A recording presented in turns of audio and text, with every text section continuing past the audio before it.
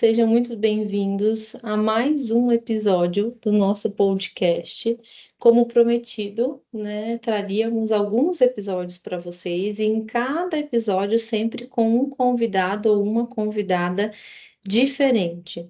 Na grande maioria, estamos com psicólogos, nos episódios e com temas envolvendo sempre esse eixo principal que eu chamo de saúde mental, até porque esses podcasts, esses episódios de podcast fazem parte também do nosso projeto de saúde mental, que muitos de vocês devem estar acompanhando. E se estão acompanhando, se já fizeram algum dos nossos simpósios, já conhecem, me conhecem também, né, como coordenadora e palestrante, e conhecem a Ana Laura. Não vai ser uma carinha nova para vocês, porque a Ana, além de estar aqui com a gente hoje, também está em várias das nossas ações. Afinal, tem uma expertise gigante no campo da veterinária, eu sempre comento com vocês. Então, já vou explicar para vocês um pouquinho da trajetória dela, e é um pouquinho mesmo, porque é um bate-papo, ela vai contando a mais para vocês. Mas antes da gente iniciar, já com algumas perguntas e já puxando aí a Ana para cá, deixa eu só sempre lembrar quem está nos assistindo, Ana, que nós temos vários episódios, então já tivemos outros gravados que eles podem procurar na página do YouTube, caso eles não assistiram. E para ficarem de olho, porque ainda teremos mais, ainda virão mais alguns aí pela frente, tá? Então sempre estejam atentos a páginas do Conselho de Medicina Veterinária de São Paulo, que a gente está colocando as informações todas por lá, beleza? Agora sim, Ana Laura. Ana, que é psicóloga, é professora, é pesquisadora, é palestrante, eu posso falar, é a minha amiga também. É uma parceira aí de projetos. Lançamos juntas o primeiro livro de saúde mental na medicina veterinária no ano passado. Faz parte da ECOA Vet, então também está lá no nosso time da ECOA. Enfim, com uma grande trajetória e experiência, como eu falei para vocês, no campo da psicologia, mas também no campo da medicina veterinária. E nós não escolhemos à toa este tema para o podcast com ela, porque tem a ver com a pesquisa de doutorado dela. E aí agora eu já vou puxar para você, Ana, conta para a gente um pouquinho sobre o seu tema de doutorado, sobre você, né? Obrigada por você estar aqui, por você ter aceitado o convite. E conte aí para o pessoal um pouco sobre a sua área que você está pesquisando. E aí, pessoal, boa tarde. Boa tarde para quem está assistindo de tarde e, enfim, é, queria agradecer vocês por mais essa parceria, inclusive contar com o adendo de que não apenas estou pesquisando esse tema, como tenho a Bianca como a minha co-orientadora, então, além de tudo isso que ela falou da nossa relação, cabe salientar também que ela é uma ótima co-orientadora e amiga. Bom, a gente está tentando delinear, descrever, explorar, compreender os principais impactos emocionais da eutanásia, tanto nos médicos veterinários, quanto também do ponto de vista dos responsáveis pelos animais, né? Não na tentativa de rotular, de esgotar o inesgotável, mas de mapear o que cada classe está falando com maior frequência, né? Então, a gente já está finalizando e muito em breve vocês vão ver aí defesa, qualificação, artigos publicados, e a gente espera que contribua um pouquinho para a gente falar desse assunto que é pouco explorado, né, nessa confluência dessa interação, porque até estão surgindo no Brasil algumas pesquisas sobre eutanásia e veterinários, mas pouco se explora o lado do responsável e pouco se explora o lado dessa relação, né, dos dois papéis sociais. Então, é basicamente isso. E os resultados contaram coisas muito interessantes para nós. Com certeza. E me corrija se eu estiver errada, Ana, mas até onde eu sei, é a primeira pesquisa sobre este tema de uma maneira robusta, né? Eu acho que já haviam falado sobre isso, já tinham alguns trabalhinhos sobre isso, mas é importante a gente diferenciar que nem todo mundo que é da área da pesquisa entende, né, essas diferenças assim de, mas espera aí, uma pesquisa, a gente está falando de uma pesquisa de doutorado, a gente está falando de uma pesquisa com validade científica, com o que foi ali escolhido a dedo, os materiais a serem utilizados para coleta de dados, enfim, todo um processo que a gente da área da academia sabe bem, que é diferente de quando a gente vê alguns artigos que foi, por exemplo, de uma conclusão de curso, que Uhum. foi de uma revisão teórica, né? Então, pelo que eu sei, a sua pesquisa é a primeira no Brasil, com essa Sim. profundidade na temática. No Brasil, sim. Nós temos até uma pesquisa muito parecida no Canadá, da Alicia Mate, mas aqui no Brasil é a primeira com essa robustez e, né, com pegando análises quant, pegando análises quali e vendo esses dois lados, e não apenas esses dois lados separadamente, mas esses dois lados em conjunto, né? Então, a interação. Então, a gente consegue vislumbrar algumas coisas que a gente pode cuidar na relação médico veterinário e responsável na contingência da eutanásia. Perfeito. E eu imagino na escolha do tema, né? A gente sabe que a eutanásia realmente é um dos temas mais delicados que está ali em torno da profissão medicina veterinária. Pelo menos no Brasil, é o único profissional que pode realizar este tipo de procedimento. E diante da sua pesquisa, aliás, eu vou falar assim, né? Que eu sei que você não pode compartilhar ainda os dados da sua pesquisa, porque ainda tem defesa, é artigo científico, enfim. Então, eu vou fazer as perguntas, você traga o que você sabe que você já pode trazer, tá? Seja pela sua Justo. pesquisa ou pela sua experiência clínica, de sala de aula, de ouvir muitos veterinários. Você enxergou até o momento, assim, de quais são os principais impactos emocionais que a eutanásia pode gerar para esses profissionais ao longo da carreira? Perfeito, Bianca. Eu vou tentar fazer com que a gente se proponha ao desafio de tentar puxar um pouquinho o novelo e antes da gente falar sobre os principais impactos mapeados ou os principais impactos confidenciados, né, da gente falar das condições multifatoriais de por que que geralmente esses impactos acontecem, né? Então, assim, lembrar que eutanásia não é um procedimento isolado, então a eutanásia por si só, ela não, sozinha, ela não provoca impactos emocionais profundos, então pode ter a ver sim com o fato da morte em si, que é uma coisa que na maioria das vezes mexe conosco, mas também está muito acompanhado na falta do preparo da morte, né, desse médico veterinário ao longo da sua jornada acadêmica. Está muito acompanhado também daquela contradição de eu entrei no curso de medicina veterinária para salvar vidas e nem sempre a salvo. Eu entrei no curso de medicina veterinária para lidar com animais fofinhos e lido com responsáveis altamente desregulados emocionalmente que fazem transferência de carga para o profissional. Eu entrei, para viver de medicina veterinária por amor e acabo colhendo uma desvalorização, profissional exorbitante aqui no Brasil.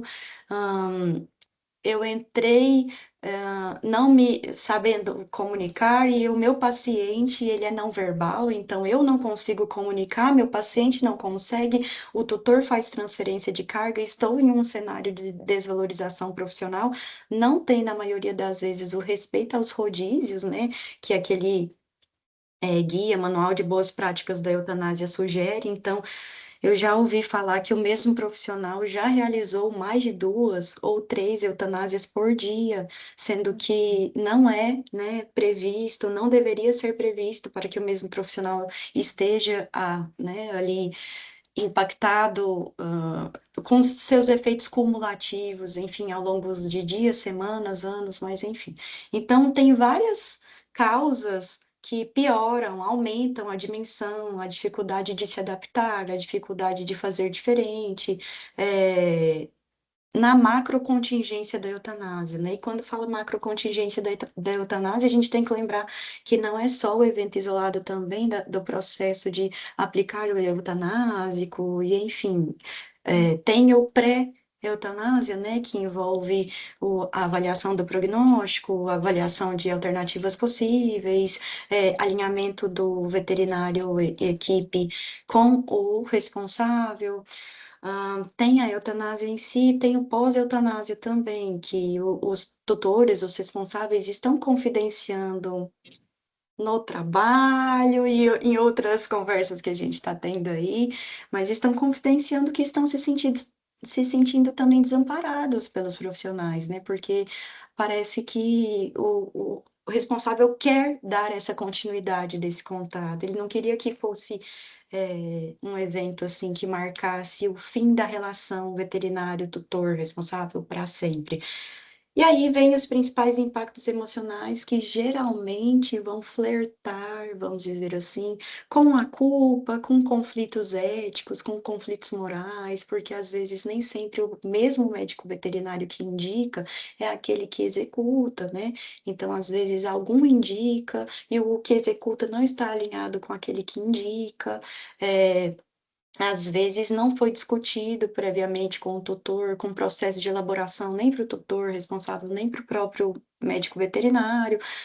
Então, tem as eutanásias por conveniência, que não poderiam ser eticamente permitidas também, mas a gente sabe que acontece. Tem conflitos, inclusive, morais, assim, com o próprio veterinário com conflitos sobre o que ele acha que é valor para ele, o que, que ele acha que é sagrado, o que, que ele acha que seria melhor ou pior para aquele animal naquela circunstância. Então, enfim, conflitos de relações, conflitos de falta de preparo de comunicação, conflito em detrimento de não ter estudado sobre processos de morte, luto e morrer, animal não verbal, então ele não. Então, sempre nós estamos sendo porta-voz de um ser vivo, né, com geralmente um símbolo emocional muito grande para aquele que o leva, ou às vezes não, inclusive, às vezes é por conveniência, justamente por isso, começou a dar trabalho, vou levar para eutanásia, vou viajar, quero deixar aqui, se você não fizer eutanásia, eu vou colocar ele aqui na porta do consultório, né? Eu vou abandoná-lo.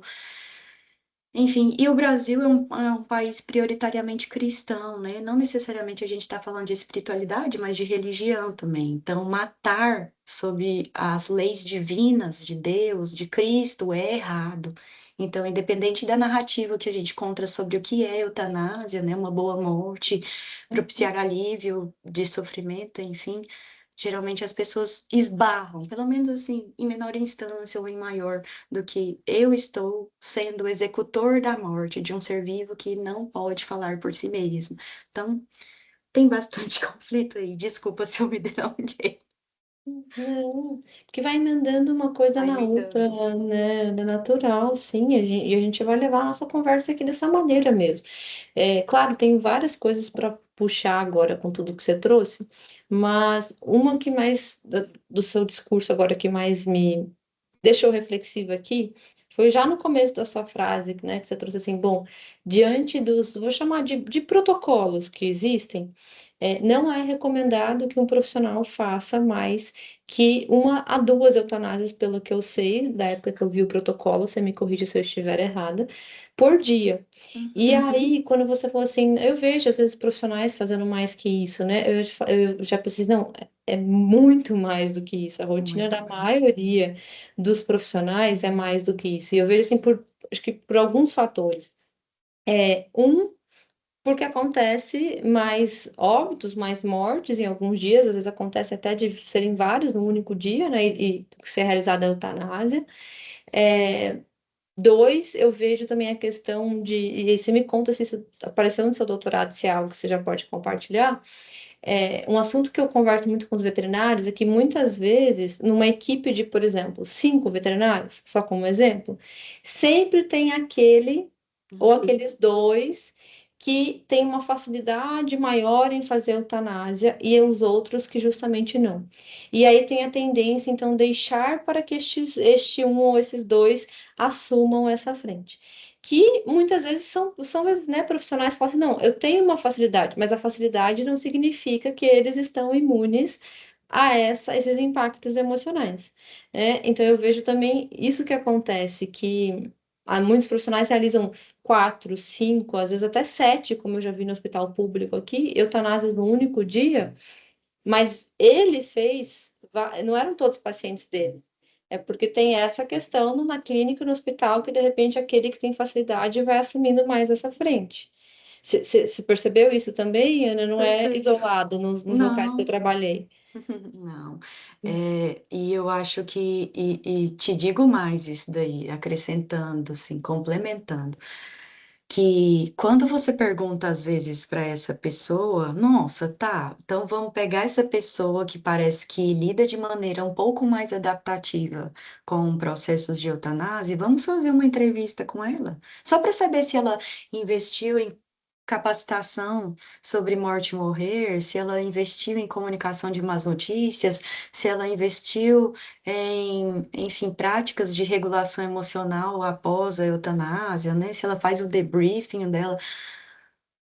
Às vezes não necessariamente, às vezes sim. Às vezes a pessoa fala assim: olha, eu sou veterinário, mas eu estive lá na BM Luto. Eu fui o único. Olha, eu sou veterinário, mas me inscrevi em curso de comunicação não violenta. Olha, eu sou veterinário, mas li sobre a morte e o morrer. Ok, existem essas pessoas e talvez também por isso elas sejam coroadas, selecionadas para, não, eu não gosto, faz você, Bianca, quebra essa para mim.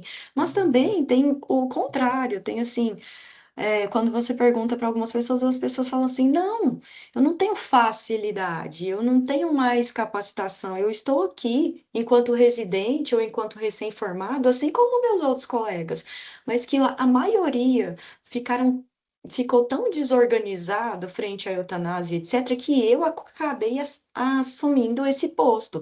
Então, eu não tinha facilidade, mas me tornei mais habitual, né, habitualizado, e eles me colocaram nesse lugar. Não, é eutanásia, chama a Ana Laura, porque Bianca não faz, ou o contrário. Então, assim, sim, acontece. Não tem, às vezes a própria instituição promove o rodízio, mas às vezes não fiscaliza. E aí fica entre a equipe mesmo, tirar no zerinho um, ou tirar nesse de, vai você para mim? Não, você de novo, vai, da última vez eu passei tão mal, vai. E aí fica, por isso mesmo, acaba sobrecarregando aquelas pessoas que, a princípio, eram mais ajustadas e adaptadas, e no final são as que mais estão sobrecarregadas, né? A princípio elas cuidam, e no final elas precisam ser cuidadas por causa do efeito cumulativo disso. Exatamente, sim. E aí existe, começa a grande possibilidade de adoecimento, né, Ana, como você Sim. trouxe. Não somente por conta deste fator da realização da eutanásia, mas por uma Uhum. junção de fatores, né, obviamente. É algo que me chamou bastante atenção também, Ana, e você sabe que eu sempre comento isso nas minhas palestras, é quando a gente faz a comparação de fatores de estresse e de risco com relação aos veterinários do Brasil com veterinários de outros países. E eu sempre falo, né? Olha que importante a gente ter os dados do Brasil, porque os fatores são diferentes ou estão em ordens diferentes de prevalência. E aí, quando a gente olha as pesquisas dos outros países, especialmente Canadá, Estados Unidos, Reino Unido, Austrália, enfim, tem uma grande tendência à realização da eutanásia aparecer em primeiro ou segundo, no máximo, lá, né, como fator de risco para esses veterinários. Em contrapartida, aqui no Brasil, pelo menos das pesquisas que a gente tem até o momento, geralmente está aparecendo ali em quinto, sexto lugar. Uhum. O que você acha que muda? Não sei se você tem se é né, uma opinião que seja sua, se você encontrou nos dados também algo que possa nos dar um caminho aí do por que essa diferença? Bianca, olha, eu já parei para pensar nisso bastante, principalmente a sua tese me fez refletir sobre o quanto esses fatores de estresse, de risco, contam do Brasil, né? Então, eu acredito, e aí agora é especulação minha mesmo, em uma coisa que eu já pensei e até brinco que isso é puro suco do Brasil, né? Uhum. Porque desvalorização profissional, né? Então, desvalorização profissional, alta carga horária, muito assédio, processos jurídicos de responsáveis pelos animais emocionalmente abalados. Então, aqui no Brasil tem essa cultura do cancelamento, essa cultura vou te processar, essa cultura você não sabe de quem eu sou filho. E aí, desvalorização profissional altíssima, então a gente junta essa carga horária exaustiva, a falta de capacitação em comunicação, em processos de morte, luto, outras perdas. E toda essa dinâmica institucional falha que nós temos, a forma com que as grades eram feitas, enfim, eu acho que a eutanásia vem em quinto, sexto lugar por causa disso, não porque ela é mais branda, mas porque primeiro a gente precisa de uma valorização profissional para poder comer, pagar um aluguel, pagar um transporte público, pagar uma academia, pagar uma terapia, e depois a gente pensa nos impactos emocionais da eutanásia e como eles nos atingem, mas primeiro minha conta, meu aluguel está vencendo, meu dilema com meu chefe é a possibilidade de eu ir embora, caso eu não queira, por exemplo, fazer mais eutanásias, caso eu opte entrar com objeção de consciência, não quero, não estou mais de acordo. Enfim, eu acho que isso é puro suco de Brasil, questões trabalhistas, nossas escalas, enfim. É minha coisas Uhum. que eu já pensei, não sei você. Sim, eu concordo, isso também, Ana, mas eu também acho que tem um viés com a questão cultural, Perfeito. porque também existe o formato de algumas dos sistemas, eu vou chamar assim, de alguns países comparado ao Brasil é diferente, né? Por exemplo, a famosa carrocinha Uhum, nos Estados Unidos, né? De que recolhe esses animais, leva para abrigos e que se eles não são adotados geralmente num prazo de 30 dias, eu não sei como está hoje, esses animais são eutanasiados, né? E tanto que lá nos Estados Unidos o tema de ação suicídio, suicídio na veterinária, ele começou a ficar muito famoso por conta de uma profissional que trabalhava em um grande abrigo de animais e era muito conhecida do meio veterinário e morreu por suicídio. E ela falava isso, ela tinha, ela e outros, né, que trabalhavam nesses abrigos, essa rotina de eutanásia, que a gente não vê tanto aqui no Brasil comparado a esses animais. É perfeito. igual eu estava conversando com uma veterinária que trabalha na Austrália. Ela é brasileira, mas ela tá lá, eu atendo ela na clínica. E ela falou, Bianca, tem casos que às vezes, por exemplo, o cachorro quebrou a perna, ou seja, tem solução, não apresenta Sim. risco de vida. Mas que se o responsável não banca, não arca com estes custos, o animal é eutanasiado. Então, eu percebo também que tem uma questão de um sistema com relação à eutanásia, que a eutanásia ela é feita com mais frequência, me parece, né? Nunca encontrei dados para confirmar, mas me parece, pelos discursos que eu ouvi, que ela é realizada com mais frequência em vários desses países. Enquanto aqui no Brasil, a gente ainda tem um sistema que, na maioria das vezes, né, ela é feita se realmente o animal está em sofrimento, se é seguido lá o que o Conselho Federal passa para o médico veterinário. E eu vejo, inclusive, às vezes, profissionais que, se o responsável quer fazer e é contraindicado, o veterinário que pega o animal, adota o animal, dá um jeito do animal ser adotado, né? É contra, enfim. Então, eu acho que essa parte, assim, pode trazer essas nuances também, dessas culturas, né? Sim, perfeito. Agora, Ana, deixa eu te perguntar aí com relação ao luto, porque a gente sabe, né, que o luto, ele é um processo que é subjetivo, é um processo que ele é saudável, mas que ele pode variar de acordo com o contexto. Sempre fala, tem uma tendência a ser muito diferente. Você tem um luto, por exemplo, Uhum. por um animal que ele foi atropelado, sendo que ele estava saudável e novo, de você ter um luto, de repente, por um animal que já era mais velhinho, de idade, já tinha, de certa forma, ali aquela visão de que este animal estava em processo de fim de vida. Quando a gente fala diferente, a gente não está falando que um é menor do que o outro, tá, gente? Fique muito bem claro, não é isso, mas são processos que eles tendem a variar de acordo com as circunstâncias. Você percebe isso na eutanásia também? Percebo, percebo. Igual você falou, é muito individual, é muito subjetivo, né? Então, varia da história daquele animal, varia se a morte, se houve preparo para a morte, ou se foi uma morte inesperada, se essa morte foi violenta, se não foi, a idade do animal, a condição que ele se encontrava e o responsável também, né? Quem era aquele responsável na presença daquele animal, o que significava aquele animal para aquele responsável. Então, tem variáveis de história de perda daquela própria pessoa, tem alinhamento entre veterinário e responsável para dar mais sentido a essa narrativa, né? A história que a gente conta a nós mesmos sobre os fenômenos pelos quais a gente passa e interage, por vezes modifica, é capaz de modificar o que que a gente vai sentir ao lembrar daquele evento. Então, a comunicação do veterinário entra muito aí também, o alinhamento, a clareza, né, o esclarecimento dos fatos, o cuidado, o envolvimento. Mas também tem o fato do recorte específico, que eu acho que essa é a pergunta, do recorte específico de por ser eutanásia, então a gente tem que pensar que é uma morte agendada, é uma morte que a gente paga por ela, inclusive, que tem seus custos, não apenas emocionais, espirituais, sociais, mas financeiros também. Então, eu acredito que tenha mais conflitos também por questão disso, porque o vínculo entre seres humanos e animais está cada vez mais intenso. Hoje, o pet é, na maioria das vezes, colocado como um membro da família e ponto. Não discordo disso, inclusive, tenho. Né, me considero parte de uma família multiespécie, mas, ao mesmo tempo, a gente tem que pensar que a eutanásia em si, então, pensa na nossa dificuldade com a morte, no geral, né? A morte como um tabu para a maioria de nós. Então, a gente evita, a gente troca de assunto, a gente põe velórios curtinhos, a gente não fala sobre isso, a gente inventa apelidinhos, a gente minimiza a situação, a gente bate na madeira. Isso tudo.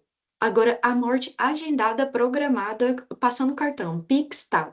Olha, segue a conta da eutanásia do seu melhor amigo, Pix da clínica, arroba, não sei o quê.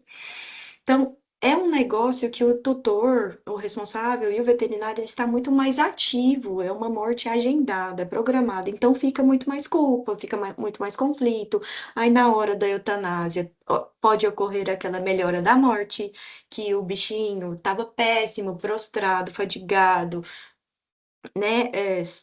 Xoxo, capenga, anêmico, manco, mas na hora da eutanásia dá 1000 pulos, começa a balançar o rabinho, fica com o olhinho vívido, com a linguinha rosinha de novo, e etc. E você fica assim, meu Deus, será que eu estou matando um ser saudável? Olha aí, será que é um sinal divino? Não, eu acho que não é hora. Quando que eu vou saber que é a hora, né? Então, acho que são algumas variáveis aí do processo de luto com o recorte da eutanásia, inclusive Sim. para o médico veterinário, né? Sim, acho que para ambos, até algumas coisas que você trouxe, né, Ana, para ambos os lados, como você pesquisa, lados aqui a gente está chamando o lado do profissional veterinário e o lado desses responsáveis pelos animais também. Você acha, Ana, que se a gente tivesse que elencar quais talvez são os fatores que mais, eu vou chamar assim, atrapalham, vou trazendo uma linguagem mais senso comum, ou impactam que seja, a decisão de uma eutanásia?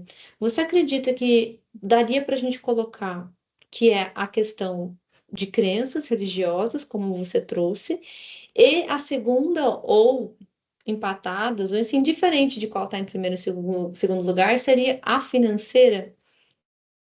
Geralmente são as duas, né? Que É, mais. Sim, já vou deixar você falar, mas só estou te perguntando porque eu vejo pelo hospital, sabe? Lá no hospital público, apesar de ser público, mas tem a parte financeira que esses responsáveis precisam geralmente comprar medicamentos, não sim, são todos os exames que são feitos lá. Às vezes eles precisam recorrer a outros serviços porque o hospital público não abarca tudo, né? E aí eu vejo nos discursos que geralmente esses dois pontos, um que você trouxe realmente a questão religiosa, né? E o outro o financeiro. Você acha que tem mais algum ainda, um terceiro envolvido? O que que você pensa? O que que você observa? penso. essas duas eu acrescentaria talvez a sobrecarga do cuidar, né? Na questão de logística também, não apenas emocional, eh, de dispensar energia, preocupação, né? Não dormir direito, às vezes atrapalhar na sua própria qualidade de vida, mas também assim, quem vai ficar com esse animal que tem que tomar X, Y, Z de medicações de tanto em tanto tempo? é, Se eu moro sozinha, por exemplo. Então, a sobrecarga do cuidador em questões de logística, em questões assim de que do preço do cuidado, né? Que nem sempre as pessoas possuem essa disponibilidade. Aí, às vezes, é uma eutanásia adiada. A doutora Ingrid fala muito disso também. Assim, às vezes o responsável não está preparado para aquela eutanásia naquele momento e fala: não, eu vou até o fim, eu quero ir até o fim, e isso custe o que custar, em termos financeiros, emocionais e de logística, e passa 15 dias, 20 dias, o tutor do responsável adoece, as relações dele se enfraquecem, o trabalho é prejudicado. Ele fala assim: não, realmente eu não sabia que isso poderia ser tão difícil. Eu estava com dificuldade de falar em voz alta que eu estou pronto para a eutanásia, porque eu pensei que eu precisasse cuidar até o final, mas eu acredito que eu estou me perdendo de mim, porque eu estou quase sendo mandada embora, minha produtividade caiu, meu relacionamento, inclusive comigo mesma, piorou, enfim, eu não consigo arcar. E eu não posso colocar esse animal numa instituição de longa permanência, por exemplo, porque me custa também. Então, eu acho que a sobrecarga do cuidador, porque às vezes a gente acha que só o amor basta, né? E na maioria das vezes não basta. Então, a gente às vezes não considera esse custo emocional, de preocupação e de logística de tanto em tanto tempo, e remédio na seringa, e o animal que não está levantando para fazer suas necessidades, né, não está conseguindo, aí assa, e tem que limpar, aí dói, e põe o conezinho, e nossa, Sim, você trouxe um ponto complicado. muito importante, Ana, realmente. Eu acho que entra um pouquinho também na questão financeira, porque, Sim, né, se você tem uma condição financeira maior, você consegue terceirizar este cuidado até verdade. certo ponto. A gente não está falando de entregar 100% os cuidados para outros, porque a gente que estuda luto sabe que isso também não é bom. Né? Terceirizar super, é uma forma de afastamento, muitas vezes também. Então, a gente está falando do terceirizar daquilo que é possível e daquilo que ajuda numa qualidade. Então, eu acho que o financeiro entra um pouco também Também. nesse cansaço do cuidador, porque se eu, de repente, por exemplo, tenho condições de pagar alguém, seja para me ajudar diretamente nos cuidados com este animal constantemente, ou ao menos eu sou uma pessoa que eu não preciso pensar no cuidado com a limpeza da minha casa, com Perfeito. comida, com filhos, com outras demandas, eu já tenho um espacinho, às vezes, um pouquinho maior para lidar com cuidado com relação a este animal, né? Mas o estresse do cuidador realmente acontece. Eu achei muito legal você trazer isso, Ana, porque eu acho que também é algo ainda muito mal compreendido. Por exemplo, eu já vi lá no hospital, eu falo hoje, dou mais exemplos do hospital público porque é o que eu estou semanalmente, como você sabe, mas já vi em vários hospitais, às vezes, alguns responsáveis demonstrando um certo alívio quando o animal morreu, e aí seja por eutanásia ou não. E os veterinários às vezes ficando bravos, né, achando que aquele responsável era muito negligente, enfim. E aí vem essa questão, né, eu já tive a oportunidade de conversar com vários responsáveis que me contaram a história do animal, enfim, você vê que não tem negligência ali, que o animal foi Uhum, muito bem cuidado, mas que aquele responsável estava estressado, sobrecarregado, e aí começa até aquela confusão interna emocional, né, de assim, mas eu amo, é como se fosse um filho, não é que eu não estou, mas eu tô às vezes um cuidado que vai se arrastando, né? E aí, por isso também a eutanásia pode aparecer para alguns como uma saída. E perfeito. aí começa conflitos. Começa, inclusive, esses conflitos apareceram um pouco. Gente, é difícil não dar spoiler da pesquisa, mas calma, vocês prometem ler os artigos depois, mesmo assim, são só os spoilers. Exatamente. Então, apareceu isso também, né, Bianca, assim, dos responsáveis falando, ai, como eu desejei que eu acordasse e ele tivesse morrido. Aí, assim, falando isso em voz alta, em um contexto não programado, as pessoas podem falar: nossa, que horror, nossa, isso ainda fala que ama, hein? Mas, assim, depois, quando você pede para a pessoa discorrer mais sobre, fala assim que seria melhor não ter que tomar a decisão. Seria melhor que viesse a óbito naturalmente, ainda que o óbito por si só é uma morte, vai iniciar um processo de luto, mas vai ser um outro tipo de perda do que a eutanásia, que é você realmente agendar, que é você realmente decidir por um ser que não é capaz de falar, né? Ainda que tenham escalas de avaliação de qualidade de vida, que dá alguns indícios se aquele animal está em sofrimento ou não, se vale a pena adiar essa eutanásia, pensar em outras alternativas ou não. A eutanásia seria realmente uma boa morte para aquele sofrimento irreversível, mas assim, teve gente que falou, eu queria que ele. Eu sei que ele ia morrer, mas eu não queria ter que decidir por isso. Ele podia simplesmente morrer dormindo, Sim, né? sim, sim. Eu falo por mim mesmo, né, Ana? Você acompanhou. Então, eu posso falar nesse lugar tanto de psicóloga quanto de responsável com a morte da Milka do ano passado. Eu estava torcendo para que eu não tive, para que não tivesse que ser uma eutanásia. Por mais que esse ali, com todos os profissionais que estavam acompanhando ela, inclusive profissionais de cuidados paliativos, falassem, Bianca, ela está, né, no extremo sofrimento, é o melhor para ela. Agora, eu faria. Mas eu estava torcendo para que eu não tivesse que tomar essa decisão. Ela me ouviu, no meu caso, ela me ouviu, gente, e ela morreu, né, de maneira natural nos meus braços, ainda por cima. Mas, então, eu digo assim, entendo, porque é realmente, é difícil, né, Ana, que não fique algo ali dentro de você, é confuso, é muito conflituoso. Porque é como se cada lado falasse algo, né? O lado ali do amor por este animal, mas ao mesmo tempo aí esse cansaço, e ainda assim aquela dúvida, mas será mesmo que é o caso de eutanásia? E se ainda tivesse algo que desse para fazer? E se? E se não tem nada mesmo e eu não tô querendo fazer eutanásia e o animal tá, né?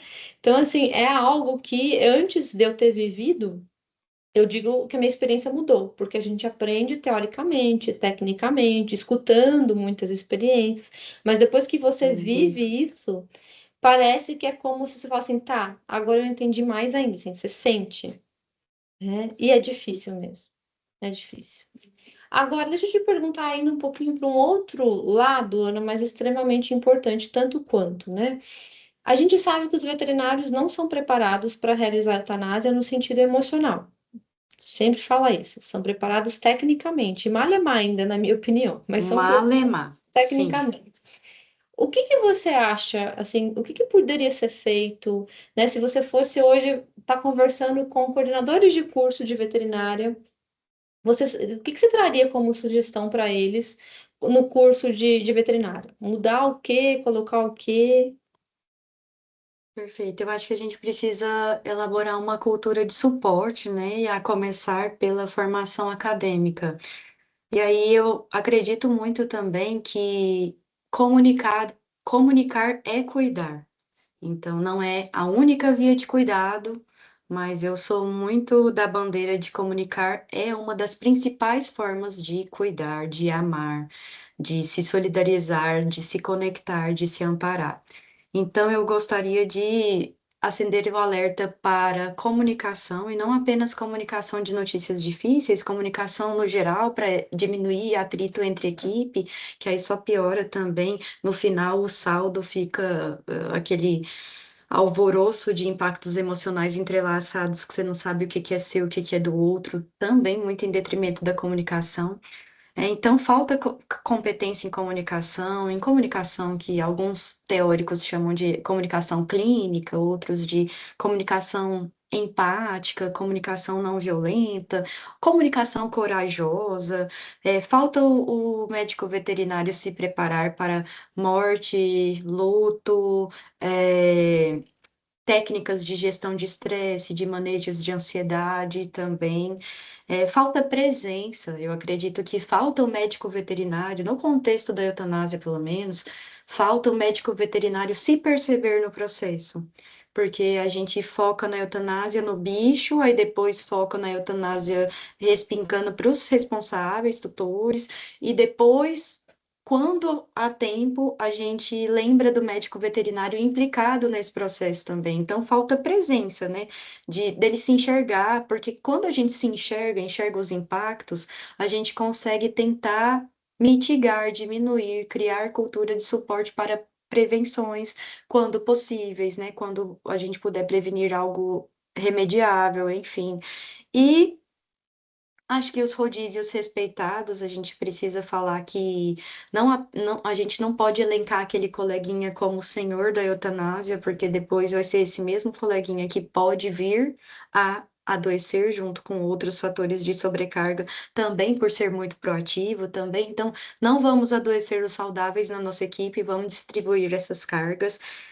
E eu bateria muito na tecla de gestão da profissão, assim, de lidar com eventos adversos, que você, inclusive, explorou muito na sua tese, da valorização da profissão. Então, são outras coisas que não têm a ver tão diretamente com a eutanásia, mas se a gente ajustar, os impactos da eutanásia se tornam mais brandos, os impactos da eutanásia se tornam mais maleáveis, se a gente tiver uma profissão mais valorizada, se a gente tiver uma equipe mais alinhada, se a gente tiver o veterinário presente com consciência, coragem, amor e limites no processo e educação para temas como morte, luto, gestão de estresse e manejo de ansiedade. Acho que fomentar uma cultura mais colaborativa para que ninguém precise passar por isso sozinho, para que ninguém precise se sentir desamparado. Acho que mais ou Com menos isso. certeza, não, com certeza. E eu acho que assim, se a gente juntasse essa mudança no ensino, que é o que você trouxe, o ensino, a gente considerando principalmente a graduação, que é a base. Então, a gente está falando, muita prevenção, é o antes, que a gente já está Ah, trabalhando com prevenção. Juntando com práticas e ações já também nas clínicas e nos hospitais veterinários, seria como se fala assim, um match perfeito, digamos uhum, assim. Acho que é o que a gente precisa hoje, né, Ana? Aí eu já vou emendar a pergunta. Você já trouxe várias ideias para a formação do médico veterinário. E nas clínicas e nos hospitais, ainda mais que agora tem NR1. A gente gravou um uhum, podcast aqui sobre NR1. Ou sim, seja, pode aparecer lá na avaliação de fatores de riscos psicossociais a realização da eutanásia, como um fator sim. de risco, como um fator de estresse. E aí, o que esses gestores podem fazer ali no dia a dia dessa clínica, desse hospital, para ajudar a amenizar esses riscos? O que você acha? Perfeito. Eu acho que vamos também falar sobre os individuais, né? Eu acho que assim, a gente falou um pouquinho sobre questões acadêmicas, acredito que a gente fazer parte de colocar o médico veterinário no processo, a gente pode tentar lembrá-lo de algumas coisas como autocompaixão, como fazer sua própria terapia, reconhecer e posicionar seus limites, tentar equilibrar vida pessoal e profissional, não se fundir, né, na identidade do trabalho, cultivar boas relações, enfim, rotina de sono, atividade física, alimentação, cuidar da plantinha que não é de plástico, né? Nós somos uma plantinha com emoções difíceis, então regar isso com muito cuidado, agora expandindo para responsabilidades coletivas, eu acredito que seria assim, na graduação eu ensinaria teoria e no ambiente profissional seria a hora de cobrar as práticas, e então eu manteria mais ou menos as mesmas coisas que eu sugeriria na graduação ser ensinado, aí na prática ser cobrado e realmente né, exercido. Então, oferecer capacitação sobre comunicação, criar espaços de fala, de escuta, de trocas entre colegas, fazer esse monitoramento desses rodízios, oferecer capacitação para processos de perda, luto, mortes, enfim, incentivar a psicoterapia, fazer parcerias com clínicas de saúde mental, promover estratégias de descompressão, promover simpósios, incentivar ida a congressos, falas de profissionais que podem realmente ajudar a fazer com que esse ambiente de trabalho seja um pouco mais sustentável, identificar sinais e sintomas de burnout. Enfim, eu acredito que ficar atento tanto à remediação adoecimentos já acontecendo, mas também a prevenção nessa cultura de suporte de você não precisa passar por isso sozinho e nem de qualquer forma. Você precisa ter com quem contar. Você precisa ter onde denunciar as coisas que não estão sendo feitas e que estão te oferecendo risco psicossocial sem custar seu emprego. Acredito que seria Sim. mais ou menos por aí. Uma junção. E claro, né, Ana, a gente traz aqui de uma maneira ampla. Até por Isso. isso que existe a NR1, que é avaliar cada um dos locais, das clínicas, porque tem questões, como a gente fala, subjetivas, individuais, né? É como se cada clínica e cada hospital fosse um organismo com as suas subjetividades, peculiaridades, então cada ação tem que ser pensada de acordo com o que está sendo apresentado ali, né? Bom, já Perfeito. estamos chegando ao final, passa rapidinho. Todo episódio eu tenho a sensação assim que passa voando e que eu ficaria mais um tempão aqui conversando sobre, né? São temas que a gente adora. Mas, prezando aí pelo nosso tempo, Ana, deixa uma mensagem, o que você quiser, tá? Para quem está nos assistindo, como te acharem também, pode deixar suas Uhum. páginas, fique bem à vontade. E sim, com certeza, reforçar o convite para depois lerem sua pesquisa, seus artigos, né? Mas deixa aí uma mensagem final para todo mundo, por gentileza. Ok, perfeito. Pessoal, queríamos nós estender esse debate a horas e horas e horas de conversa, afinal, foram 4 anos, né, de doutorado estudando profundamente essas questões, e não apenas de pesquisas de outros países que também vieram à tona, né, vêm a calhar, mas principalmente com os dados dos médicos veterinários sobre o que vocês contaram e o que os tutores responsáveis contaram sobre a eutanásia daqui do nosso país mesmo, e ampliar esse discurso para, quem sabe, a gente conseguir práticas, né, preventivas, práticas que façam com que o processo de eutanásia não nos desregule emocionalmente a tal ponto da gente precisar se afastar do trabalho, da gente perder nossa esperança, da gente ter uma sensação de que estamos desamparados. E aí eu gostaria de falar para vocês que, na dúvida, tenham conversas honestas com os responsáveis, com a equipe, com os seus chefes. Tomara que vocês consigam fazer isso, porque eu acredito que tem muita gente querendo ajudar, não sabendo como ajudar, e eu acho que a comunicação é a ponte para que quem não sabe ajudar, identificar como ajudar o outro e vice-versa. Talvez o outro quer te ajudar, mas não sabe como também. Então, quando a gente conversa, quando a gente deixa as coisas mais claras, isso faz com que a gente promova essa cultura de suporte de uma maneira muito específica. E não se esqueçam que o processo de eutanásia também pode, iniciar o processo de luto em vocês, porque vocês fazem parte desse processo, né, da macrocontingência da eutanásia. Então, não se esqueçam, não se percam nesse elo, reconheçam, vão atrás das terapias de vocês, vão atrás das práticas de qualidade de vida de vocês, da relação de vocês, porque eutanásia não é só o bicho e nem só o responsável, eutanásia também é sobre você, sobre quem você se torna naquela indicação, naquela execução. E é isso, procurem dividir com quem vocês amam, procurem dividir com um profissional, procurem dividir com locais de suporte em que a sua dor seja conhecida, legitimada, e qualquer coisa, conte conosco. Em breve vai sair aí a tese e os artigos e vamos dar devolutivas a vocês sobre esses dados mais formalizados. As minhas redes, embora um pouco empoeiradinhas, vocês podem me achar pelo @psicóloga.ana com dois N's, Laura Leal, ou no WhatsApp 62, estou aqui em Goiânia, 992373270. Estou à disposição de vocês. Perfeito, muito obrigada, Ana.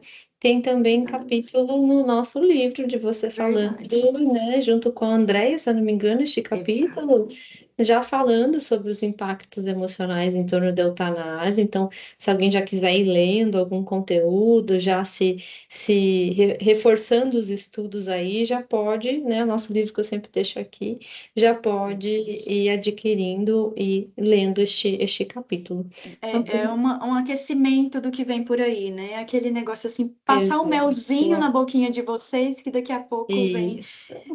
vem os outros dados. Introdução, exato. E também continuar nos acompanhando nos eventos que a gente tem feito nos simpósios, porque esse tema também ele é abordado com frequência, especialmente Uhum. quando a gente faz para o público de veterinários clínicos, né, que tem uma tendência maior a realizar eutanásia.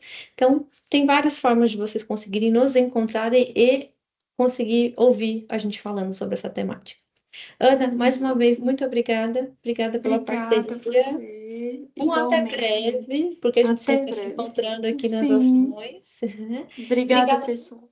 Isso, obrigada a todos que nos acompanharam. Reforçando, temos mais episódios, né? Acompanhe os que já foram gravados e virão mais por aí. A gente está aqui com esse projeto de saúde mental do Conselho de Veterinária, que é focado tanto para veterinário quanto para zootecnistas. Hoje a gente ainda ficou um pouquinho mais focado, a gente falando nos veterinários, mas é importante a gente lembrar que tem ações para zootecnistas também, sim, tá? Terá um simpósio, já estamos fazendo a primeira pesquisa sobre saúde mental para os zootecnistas. Então, vocês fazem parte desse projeto também, tá bom? Obrigada, Obrigada, gente. gente. Até mais. Tchau.